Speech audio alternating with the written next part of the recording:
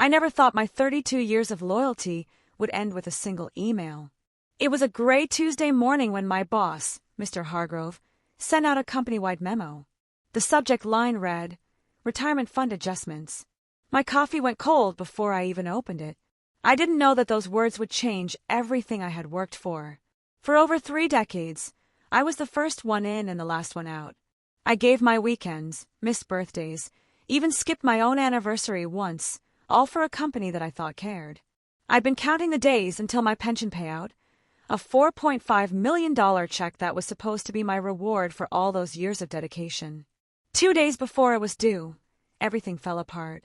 That morning, I walked into the office like any other day. The hallway smelled of burnt coffee and printer ink, the same scent that had followed me for years. My coworkers smiled at me, congratulating me on making it. They joked about how I'd spend the rest of my days fishing, traveling, and finally sleeping past 6 a.m. I smiled, but inside I felt uneasy. Something about that memo gnawed at me. When I got to my desk, my phone buzzed, an email from HR. "Please report to Mr. Hargrove's office immediately." My stomach dropped. I told myself it was just a formality, maybe some paperwork before the final check. But when I walked into his office, the look on his face said otherwise. He didn't even look up at first. Just kept clicking his pen, tapping it against a pile of folders. "Take a seat, Mark," he said flatly. My heart was pounding. The office that once felt familiar suddenly felt hostile. Then he said it, without a pause, without emotion. "Due to recent financial restructuring, your pension package has been revised." I blinked, not understanding. "Revised?" I asked, my voice trembling. He nodded. "You'll no longer be eligible for the $4.5 million payout. The board made the decision yesterday." For a moment, I couldn't breathe. My world collapsed in that single sentence. 32 years of dedication, gone in seconds. I could feel my pulse in my ears as I tried to process what I'd just heard. "You can't do that," I whispered. "It's already approved. Signed off." He leaned back, finally meeting my eyes. "Technically, you haven't retired yet. The payout is only valid upon completion of your final service date. The board exercised a clause, Section 14, Subpoint 3, allowing adjustment of the fund based on company performance." I stared at him. The words didn't even make sense. It felt like I was in a dream, one of those slow, suffocating nightmares where you can't move. "You're saying you just took away my pension? 2 days before payout?" He shrugged, emotionless. "It's business, Mark. Nothing personal. Nothing personal." The words echoed in my head as I walked out of his office. My coworkers looked up, sensing something was wrong. I couldn't even speak. I just went straight to my car and sat there, staring at the dashboard, replaying every decision that led me to this moment. That night, I didn't sleep. I sat at my dining table surrounded by old contracts, pay slips, and retirement forms. I read every page like my life depended on it. My wife tried to comfort me, but I was lost in a fog of disbelief. I kept thinking, there must be something, some mistake. And then I saw it. Buried deep within the pension agreement, on page 47, was a clause I had never noticed before. In the event of administrative or contractual changes initiated by corporate authority within 30 days prior to employee retirement, all modifications remain subject to prior consent of the employee, as per Section 8, subsection B. My hands trembled. Consent of the employee. They never asked for my consent. They just acted. That one sentence, that buried clause, was my lifeline. The next morning, I returned to the office. My heart pounded as I walked past the same people who had smiled at me the day before. I went straight to HR, holding the document in my hand. "I need to speak with Mr. Hargrove," I said firmly. He wasn't expecting me. His face turned pale when he saw me walk in. "Mark, look!" he started, but I cut him off. "I found something," I said, laying the papers on his desk. "Page 47. You missed it." He frowned, flipping through the pages. I watched as his eyes scanned the lines. His jaw tightened. He looked up at me, trying to hide his shock. "Where did you?" "I read it," I interrupted. "Every single word. And unless I gave written consent, which I didn't, your so-called revision isn't valid. Which means," I leaned in, my voice steady now, "you just broke a federal contract." He went silent. For the first time in all the years I'd known him, he didn't have anything to say. A few minutes later, he tried to recover, saying he'd look into it. But I could see the panic in his eyes. I knew then that I wasn't powerless anymore. I had something he didn't expect, knowledge.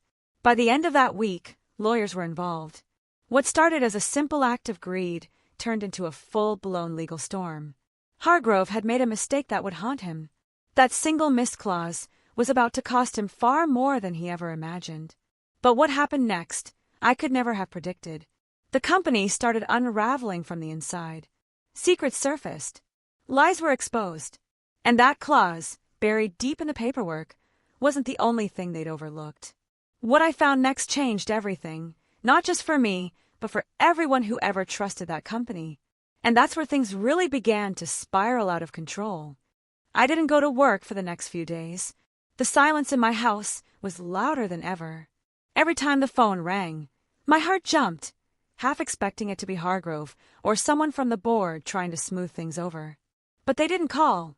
Instead, my lawyer, a quiet, sharp man named Daniel Reed, began digging into the documents I gave him. He had a calm confidence about him, the kind that made you feel like he already knew how things would end. He told me something that night that stuck with me. "Mark," he said, flipping through the pages, "these people are counting on you to give up. They think you're too tired to fight back. Don't give them that satisfaction." His words hit me deep. I had spent my whole life being the company man, the one who followed rules, played fair, and stayed quiet. But now, they had taken everything from me. And for the first time, I wasn't afraid of pushing back. Daniel and I began to piece together a story that went far beyond my pension. He found inconsistencies in other employees' files, small adjustments, unexplained revisions, and missing consent forms. It wasn't just me. They had done this before, but the others either didn't notice or couldn't afford to fight. The deeper we looked, the darker it got. Meanwhile, word started spreading inside the company. A few of my old coworkers began reaching out quietly. Some messaged me from personal accounts, whispering about their own adjustments. One of them, Sarah, had worked there almost as long as I had. She said her retirement benefits had been recalculated a week before her final day. When she questioned it, HR told her it was a clerical error. She accepted it and moved on. Hearing that made my blood boil. I spent my nights reading through every line of the company handbook, cross-referencing contracts, looking for patterns. My wife tried to get me to rest, but I couldn't stop. Every clause I read told a story, one of deception buried beneath professional language. And every discovery added another piece to the puzzle. Then came Friday. Daniel called me to his office. He had a file spread open across his desk, and on top of it was something I'd never seen before, a board meeting transcript. "Where did you get this?" I asked. He smiled faintly. Let's just say not everyone on the inside agrees with Mr. Hargrove's methods. As I read through the transcript, my hands went cold. The meeting took place 2 months before my payout was due. They discussed reallocation of senior funds, liquidation of pending pensions, and minimizing executive liabilities. They had planned this, every word of it. My name wasn't the only one mentioned. There were at least 12 others. My chest tightened as I realized how systematic it all was. They weren't just cutting costs. They were taking what didn't belong to them. Later that evening, I sat on my porch staring out at the dark street, the city lights flickering in the distance. It was strange. The same company I once trusted like family was now a machine built to exploit loyalty. I remembered Hargrove's words, "It's just business." That line replayed in my head over and over. Maybe to him, it was business. But to me, it was betrayal.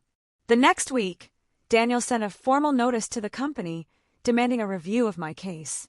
That's when things began to shift. HR stopped responding. My access to the company's online portal was revoked.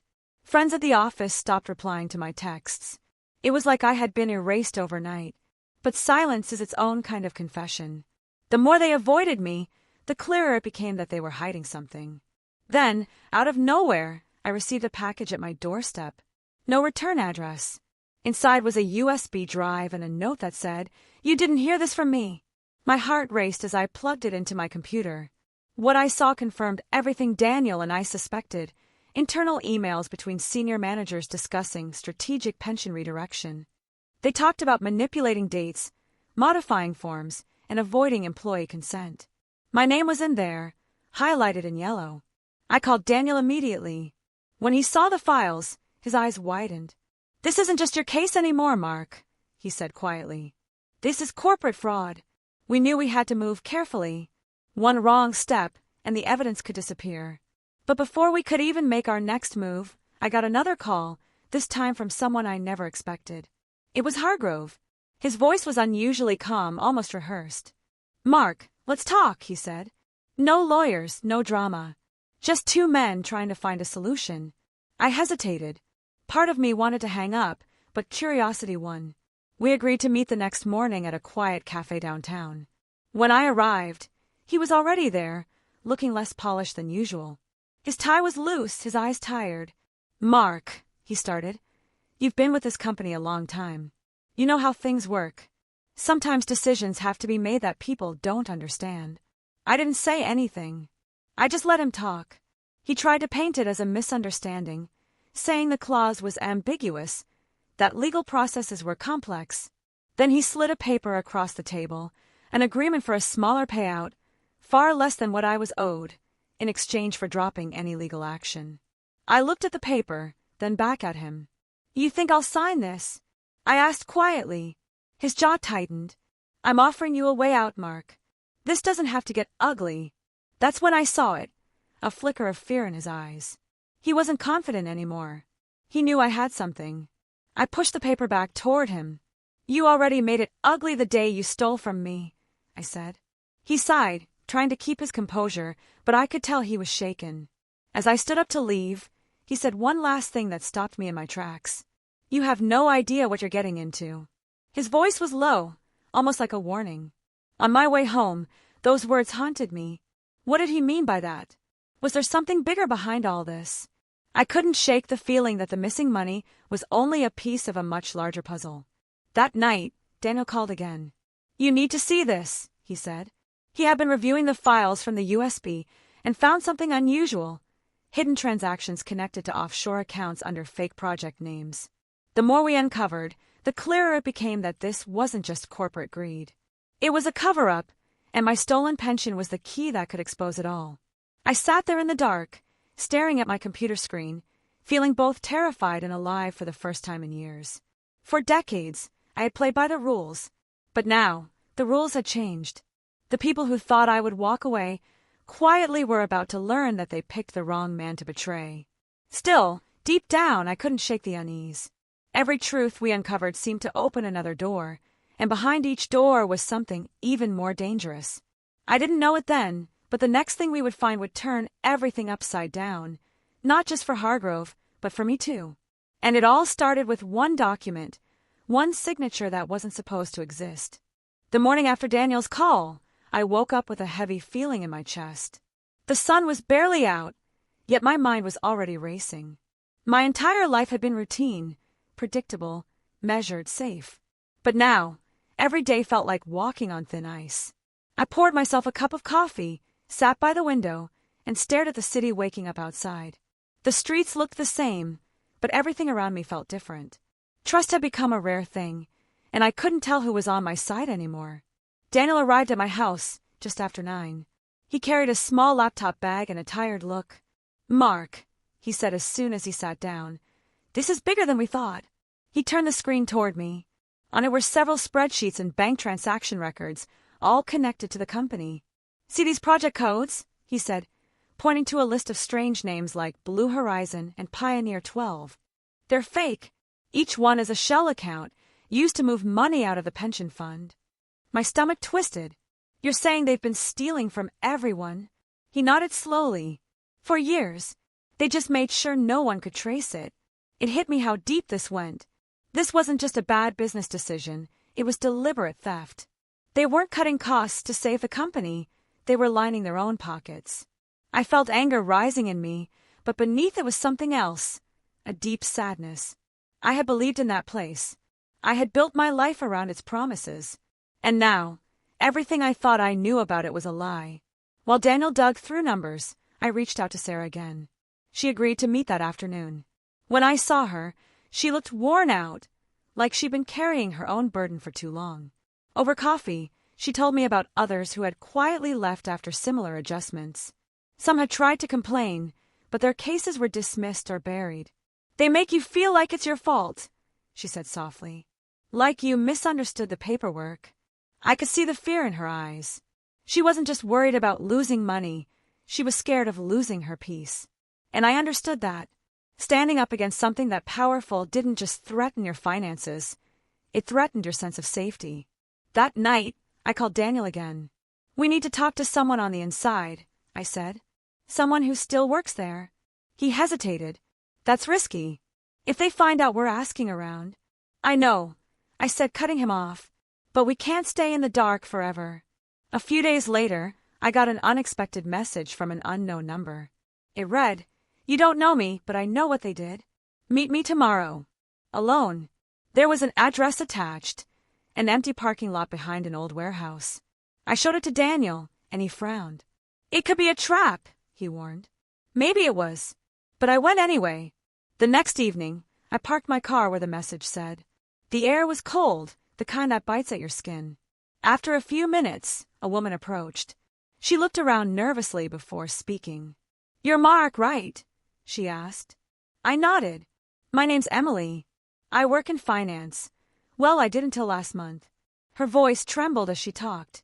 She had been part of the internal auditing team and had noticed discrepancies in the pension fund.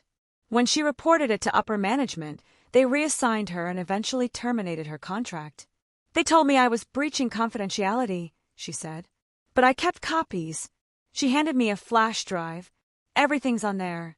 Memos, approvals, internal transfers. It's all connected to Hargrove and a few others." Before I could ask more, she looked over her shoulder and whispered, "You didn't get this from me." Then she walked away, disappearing into the night. I sat in my car for a long time, gripping the flash drive like it was something sacred. Part of me was terrified, but another part felt alive again, driven. I took it straight to Daniel. He opened the files, and we both stared in disbelief. There were internal emails approving transfers labeled as temporary reallocations, signed by Hargrove himself. One message even discussed liability containment, clearly referring to employees close to retirement, like me. "This is it," Daniel said quietly. "This could bring them down." But something still didn't sit right with me. "If it's all this clear," I said, "why hasn't anyone else gone public?" Daniel leaned back in his chair. "Because power protects itself. They have connections, influence, money. The moment anyone pushes too hard, things start disappearing." He looked at me seriously. "If we do this, we can't turn back." The following week was chaos. Rumors started spreading inside the company that an ex-employee was preparing to sue. I got anonymous calls in the middle of the night, some silent, others warning me to drop it. My wife grew worried. "What if they come after us?" she asked one evening, her voice trembling. I held her hand and said, "They already did. We just didn't know it until now." Meanwhile, Daniel started connecting with journalists who specialized in corporate corruption. He didn't give them names, just outlines. He wanted to be sure we had everything before going public. Every day felt like balancing on a wire between justice and danger. Then, out of nowhere, I received another call from one of the board members. Her voice was soft but tense. "Mark," she said, "I can't talk long, but you need to know, Hargrove isn't acting alone." That sentence changed everything. She told me the pension cuts were part of a larger internal operation designed to restructure the company before a major acquisition. The missing funds weren't just being pocketed, they were being funneled to make the books look more profitable to investors. "They're selling the company, Mark," she whispered. "And if they close the deal before you expose them, no one will ever trace the money back." Then the line went dead. I told Daniel immediately, and his face went pale. "That means we're running out of time," he said. The next few days blurred together. We worked late, cross-referencing everything we had. Each document revealed more names, more players, and more deceit. The deeper we went, the clearer it became that this wasn't just about me, or even Hargrove. It was an entire network of greed built on the backs of loyal employees who trusted the system.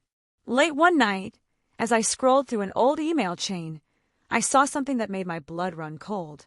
It was an internal memo marked confidential, board use only. The subject line read, contingency planning for litigation risk. And under that, a line in bold said, if Mark Dawson proceeds with legal action, initiate Plan Delta. I had no idea what Plan Delta was, but the thought of my name being part of a secret plan by the people who betrayed me made my hand shake. I showed it to Daniel, and he frowned deeply. They're preparing something, he said. We need to find out what it is before they use it. That night, I couldn't sleep. Every sound in the house made me jump. I kept replaying that phrase in my mind. Plan Delta. What could it mean? Damage control? Retaliation? Or something worse? The company that once felt like a second home had turned into a battlefield I never asked for. And yet, I couldn't walk away now. I was too far in. Too much truth had been uncovered to go back to silence. But deep down, I knew, before this was over, things were going to get much darker. And I was about to find out just how far they were willing to go to keep their secrets buried. The next few days passed in a blur of tension. Every morning I woke up feeling like I was being watched. Maybe it was just my nerves, or maybe it was real, but either way, I couldn't shake the feeling that someone knew exactly what we were doing. Daniel kept assuring me that we were protected, but even he looked more tired now, his confidence slowly turning into caution. The word, Plan Delta, hung between us like smoke, thick and suffocating. One evening, I was sitting in my living room, staring blankly at the muted television, when I saw headlights pause outside my house. The car didn't move for almost a full minute. I stood there behind the curtain, heart pounding, watching the silhouette of someone inside. Then, without warning, the engine revved, and the car disappeared into the dark. I called Daniel immediately. They're watching, I said quietly. They know. He didn't argue. Then we need to move faster, he replied. The next day, Daniel arranged a meeting with one of the journalists he trusted most, a woman named Laura Hayes. She built a reputation for exposing corporate corruption. We met her in a quiet diner outside the city, a place where the hum of the old refrigerator almost drowned out our voices. Laura was calm, focused, and sharp. I've seen things like this before, she said, scrolling through the files we showed her. But this is on another level. You're sitting on something that could ruin careers. I leaned forward. Then why does it feel like we're the ones in danger? She gave me a look that said she'd seen this play out too many times. Because power doesn't like being exposed, she said simply. And if they've already planned for your reaction, you need to assume they'll act before you do. After that meeting, Daniel and I doubled down. We backed up every file, printed copies, stored them in separate locations. I even sent one copy of the evidence to a cousin in another state, just in case. It felt strange to be living this way, like my life had turned into a movie I never asked to star in. Meanwhile, at the company, rumors kept spreading. Hargrove had gone unusually quiet.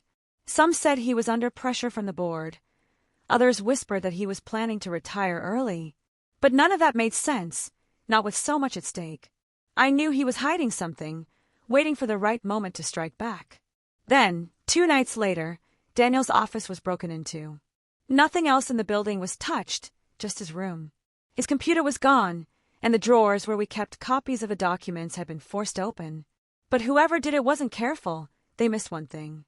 Daniel had made a separate encrypted drive, hidden behind a false panel in his filing cabinet. When he called me that night, his voice was shaking but steady. They were here, he said. They know exactly what we have. That was when the fear turned into resolve. They could try to silence us, but we weren't going to back down. We decided to prepare everything for release. An official report, the supporting evidence, and statements from other employees who had suffered similar pension losses. Laura agreed to publish once everything was verified. But just as things started to move, something unexpected happened. I received a call from an unfamiliar number. When I answered, a voice I recognized instantly came through. It was Hargrove. Mark, he said slowly, I need to see you. It's important. I hesitated. Every part of me said not to trust him. What do you want? I asked. He sighed. It's not what you think. There are things you don't know. Meet me tomorrow. The old office conference room after hours. No one else needs to know. When I told Daniel, he was furious. "You can't go alone," he said. "He's desperate now. Who knows what he'll try?" But I couldn't ignore it. Something in Hargrove's tone felt different. Not cold or smug this time, but weary, almost scared. Against Daniel's advice, I decided to go. The next evening, I drove to the building where I'd spent half my life working. It was strange seeing it so quiet, the empty parking lot reflecting the dim lights from the lobby. As I walked in, the echo of my footsteps was the only sound. The conference room door was slightly open. Hargrove was there, sitting at the long table, staring out the window. He looked older, smaller somehow. When he turned toward me, there was no arrogance left in his face, just exhaustion. "I didn't want it to come to this," he said softly. I crossed my arms. "You had 32 years to think about that." He looked down. "You think I did this alone? You think I had a choice?" I frowned. "You signed the papers, Hargrove. You sent the memo." He shook his head. "The board, those investors, they've been planning this for years. The pension fund was just the beginning. They used me to make it happen. I thought I was protecting the company, but they were protecting themselves." He looked up at me, his eyes filled with something close to regret. "You were never supposed to find that clause." I felt my pulse quicken. "Then why call me now?" "Because it's already too late," he said. "They're going to finalize the sale next week. And once they do, everything, every trace of wrongdoing will be gone. The money will vanish offshore, the documents destroyed, and the people responsible will walk away richer than ever." For a moment, neither of us spoke. Then I asked, "And what's Plan Delta?" His silence said everything. He stood up slowly, walked to a drawer, and pulled out a small folder. Inside were printouts, emails, directives, and surveillance logs. My name was all over them. "Plan Delta," he said quietly, "is how they make sure you disappear from the story. Not physically, but professionally, legally, reputationally. They'll bury you in lawsuits, ruin your credibility, and discredit everything you found." I stared at him, disbelief turning to anger. "You helped them write it." He nodded. "And now they're turning it on me too. I tried to stop it, but once they realized I talked to you, I became a liability." He pushed the folder toward me. "Take this. It's proof. Everything you need to expose them is in there." Before I could respond, a sudden sound echoed down the hallway, footsteps. Hargrove froze. "They're here," he whispered. I turned toward the door, my heartbeat pounding in my ears. The lights flickered for a split second, then the power went out completely. The only light came from the faint glow of the city outside. Hargrove whispered, "Go, Mark. Take it and go." I grabbed the folder and ran out of the room, my shoes slapping against the marble floor. Behind me, I could hear muffled voices, men calling out, footsteps growing louder. I sprinted down the emergency stairs, gripping the folder like my life depended on it. Outside, the cold night air hit me hard. I didn't look back. I jumped into my car, started the engine, and sped off into the dark streets. My hands were shaking as I drove, but I didn't stop until I was miles away. When I finally pulled over, my phone buzzed. A message from an unknown number. It read, "You shouldn't have taken that." I sat there, the message glowing on the screen, realizing how deep I was now. They weren't just protecting money anymore, they were protecting secrets that could destroy everything. And for the first time, I understood just how dangerous the truth had become. I didn't know it then, but that night was only the beginning of the storm. The real fight, the one that would decide everything, was still coming. I sat there in my car, staring at the message glowing on my phone screen. "You shouldn't have taken that." My pulse thudded in my ears. The street around me was quiet, too quiet, like the whole city was holding its breath. I looked around, scanning the shadows, but there was no one. Just the hum of a distant streetlight and the faint sound of wind rustling the trees. For a moment, I thought about driving straight to Daniel's office, but something told me not to. Whoever sent that message already knew where I was. I turned off my phone, threw it on the passenger seat, and drove aimlessly for miles. My thoughts were spinning. Hargrove's words kept echoing in my head. They're going to finalize the sale next week. If that happened, everything would vanish.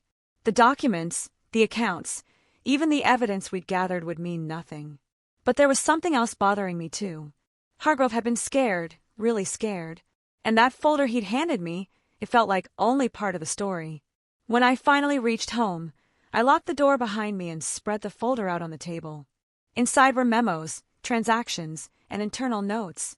But tucked between them was something strange, a printed email chain marked private, legal oversight. The sender wasn't from the company. It was from an outside firm, one that Daniel hadn't mentioned before.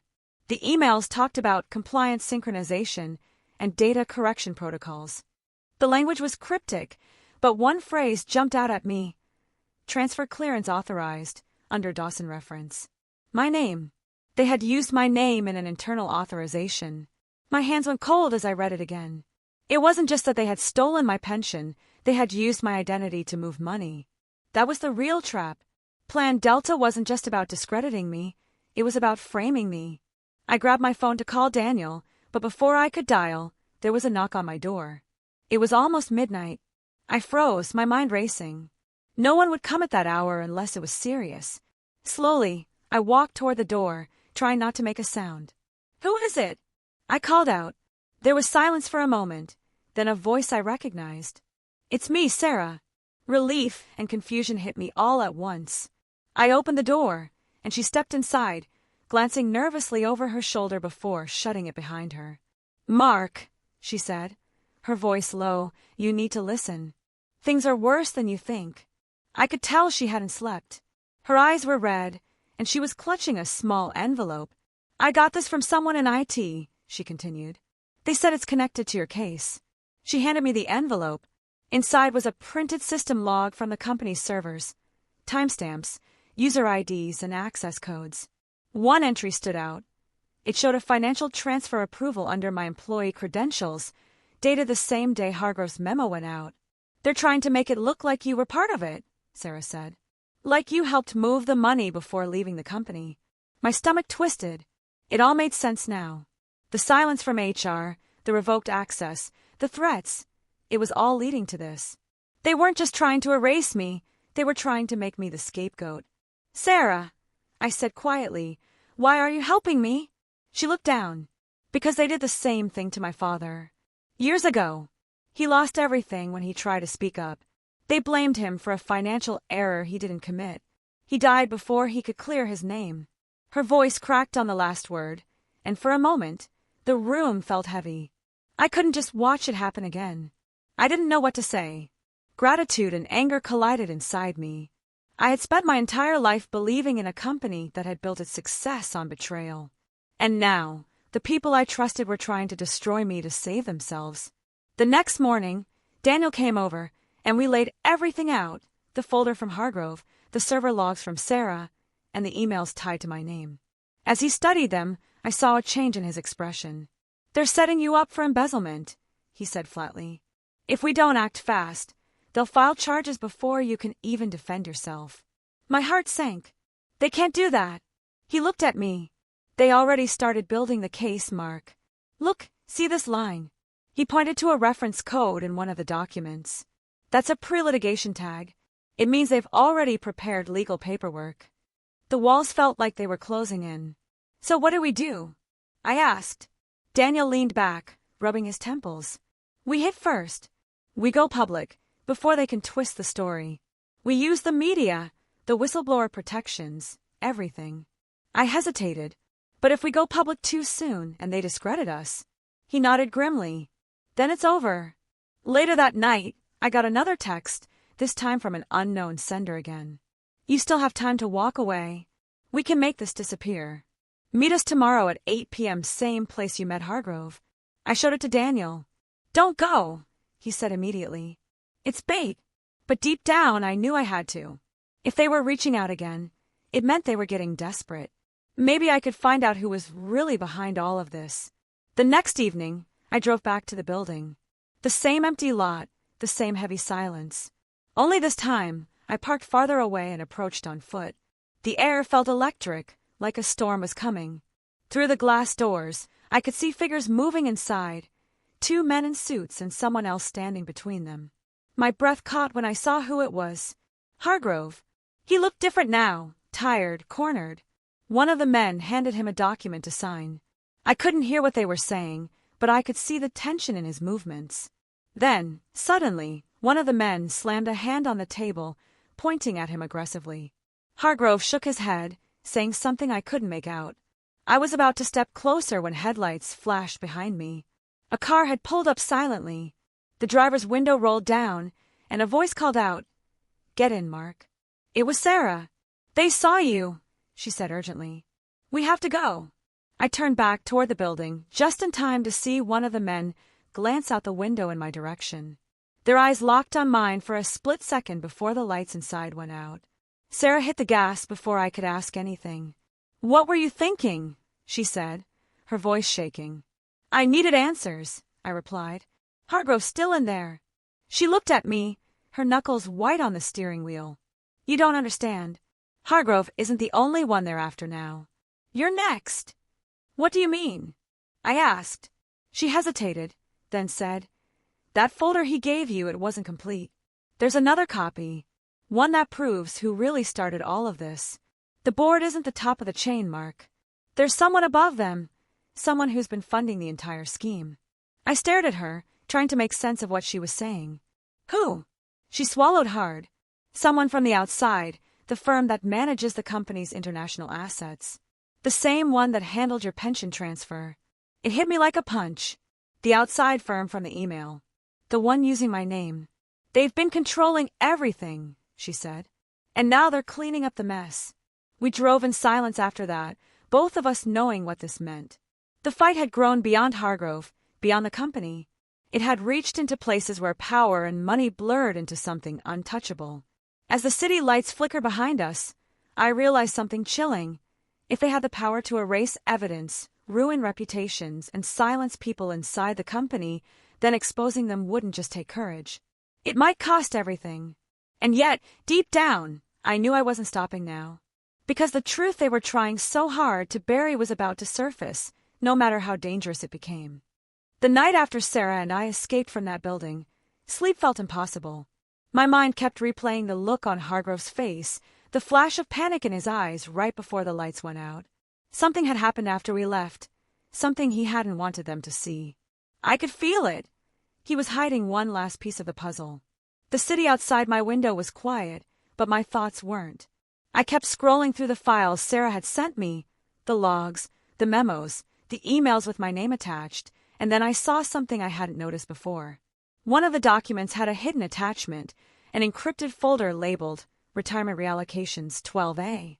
It was password protected, but I knew someone who might be able to break it. An old friend, Leo, used to work in cybersecurity before he started freelancing. I called him that morning and met him in a small cafe downtown. He looked up from his laptop as I slid into the booth. "You look like you haven't slept in a week," he said, half joking. "Feels like longer," I muttered, sliding the flash drive across the table. "I need this decrypted." "Quietly." He plugged it in, frowning. "What is this?" "Proof," I said. "If I'm right, it's the reason my boss cut my pension and tried to destroy me." Leo typed for a few minutes, his fingers flying over the keys. Then he stopped, his expression tightening. "This isn't just encrypted, it's layered. 3 different security locks, like something out of a government file.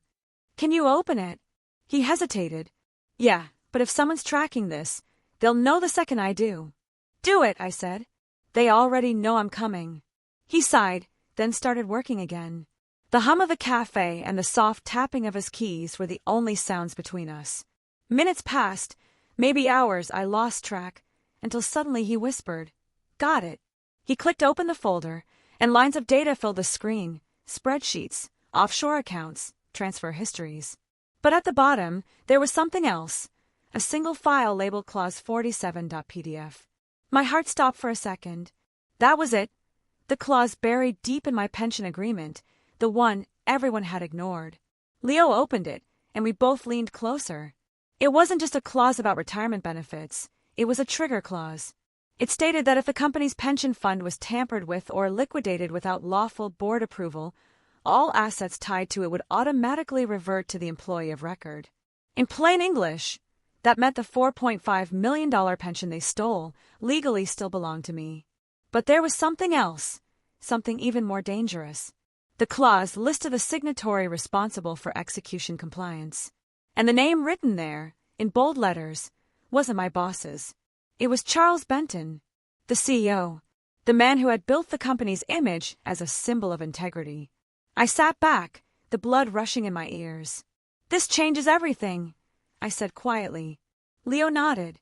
"Yeah, and if this goes public, Benton's done." "But Mark," he looked around the cafe, lowering his voice. "This file, it was last modified yesterday. Someone else found it before you." Before I could respond, my phone buzzed. A text. Unknown number again. "You're getting close. Stop now, or you'll end up like Hargrove." My stomach twisted. "Leo, I need you to make copies. Send one to Daniel, one to Sarah, and one to me." He started transferring the files, but before he could finish, the cafe lights flickered. For a moment, everything froze, the hum of conversation, the clatter of cups. Then Leo's laptop screen went black. "What the?" he muttered.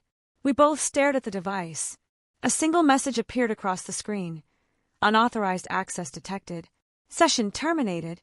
Leo looked up at me, pale. "They just wiped the drive remotely. That shouldn't even be possible unless someone inside has root access."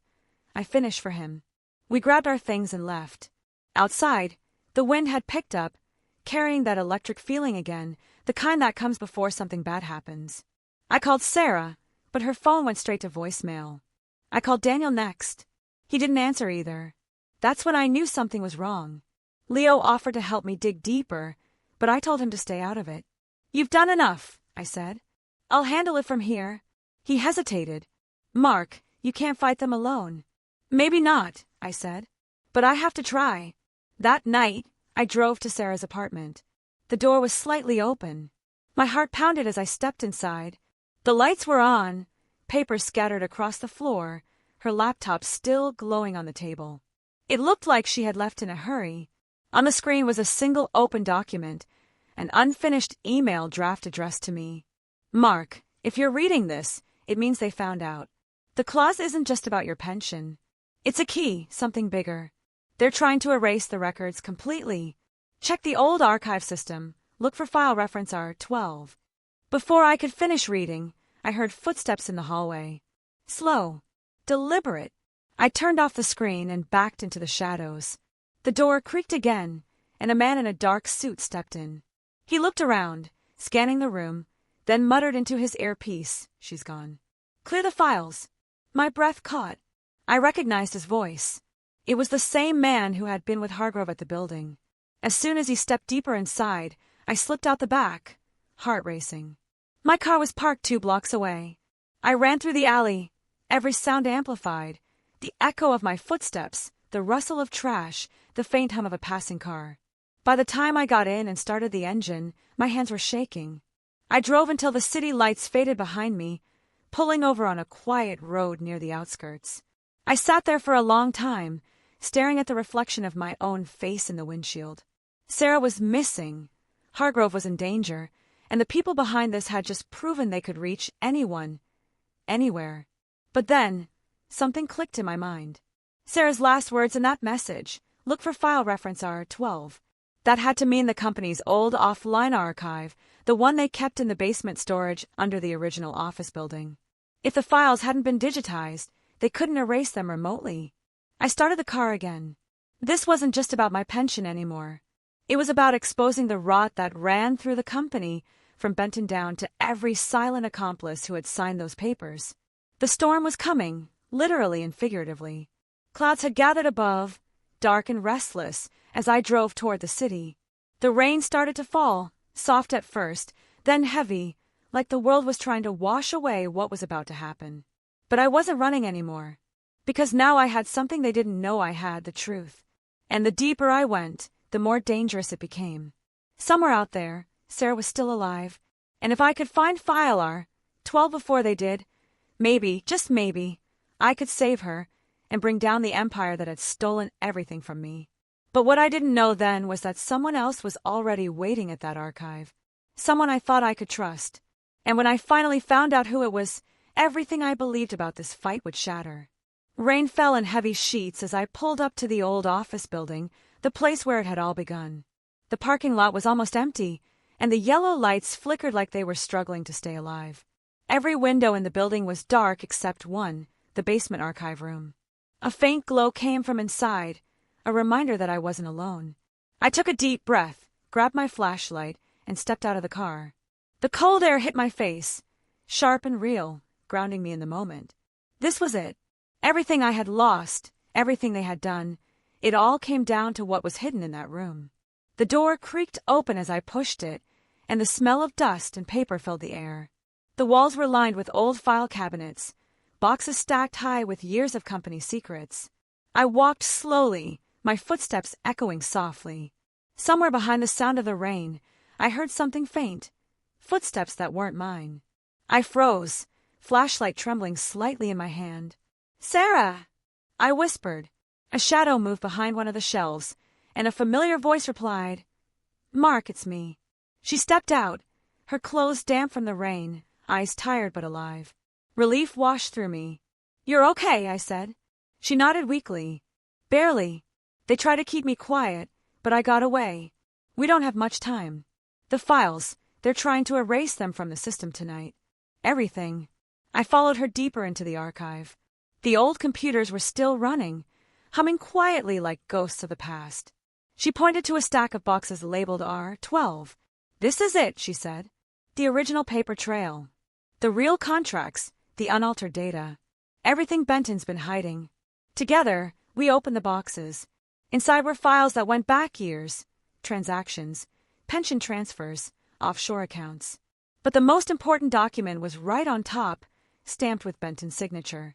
It was a transfer authorization dated 2 days before my payout, showing that my $4.5 million had been rerouted to a private trust, one owned by Benton's executive account. I felt a strange calm settle over me. For months, I had chased fragments and whispers. Now I finally had proof. "This is it," I said quietly. "This is the clause he missed." Sarah smiled faintly.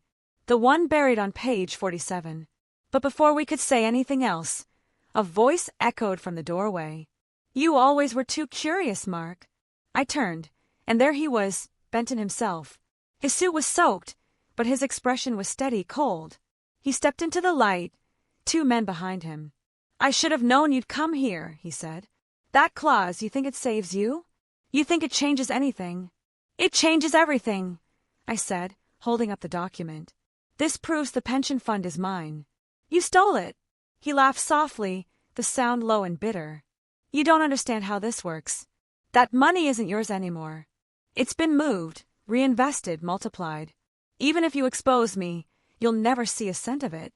"Maybe not," I said. "But everyone will know what you did." Sarah pulled out her phone and hit send. "You're already too late," she said. "This entire archive's been uploaded to the media." For a second, Benton froze. His confidence cracked. One of his men whispered something to him, and he turned furious. "Find out where it's going," he snapped. But I could see it in his eyes. He knew it was over. "Years of loyalty," I said. "You took everything from the people who built this company. You took their futures. And for what? Another zero on your balance sheet." He looked at me with something that almost resembled pity. "That's business, Mark. The system rewards power, not honesty. You were too naive to understand that." I stepped closer, my voice low. "Maybe. But the thing about power is, it doesn't last forever." He opened his mouth to reply, but the sound of sirens cut through the air outside. His men looked at each other nervously. Sarah and I didn't move. Benton turned toward the door, his composure slipping for the first time. "You think this ends here?" he said quietly. "You have no idea what you've started." The sirens grew louder. He backed away, his men following. "Walk away, Mark," he warned. "You'll wish you had." Then he disappeared into the rain. Moments later, the police burst in. Daniel was with them, holding a printed copy of the documents we'd sent. He looked at me, relief flooding his face. "You did it," he said. The officers began gathering evidence, carefully sealing the boxes. Sarah leaned against the wall, exhausted. "It's finally over," she whispered. But I wasn't sure, because Benton's last words still echoed in my head. Weeks passed. The news broke across every major network. CEO Charles Benton under investigation for fraud and pension theft. The company's stock crashed overnight. Employees who had lost their savings finally spoke out. There were hearings, lawsuits, endless interviews. Daniel handled the legal mess, and Sarah went back to her department, though I could tell she was changed by it all. As for me, I spent a lot of time just trying to feel normal again. I walked by the lake in the mornings, watched the water shimmer, and wondered how everything had spiraled so far. One day, Daniel called to tell me that the court had ruled in my favor. The $4.5 million would be returned, along with damages. It should have felt like victory, but what I really felt was something quieter. Peace, maybe. Closure. A week later, I got a letter in the mail. No return address, just my name. Inside was a single sentence typed on plain paper. Page 47 wasn't the only clause. I sat there for a long time, just staring at it. Part of me wanted to tear it up and move on, but another part couldn't. I folded it carefully and placed it in a drawer, right next to the old pension documents. Maybe it was a warning. Maybe it was unfinished business. But for now, it didn't matter.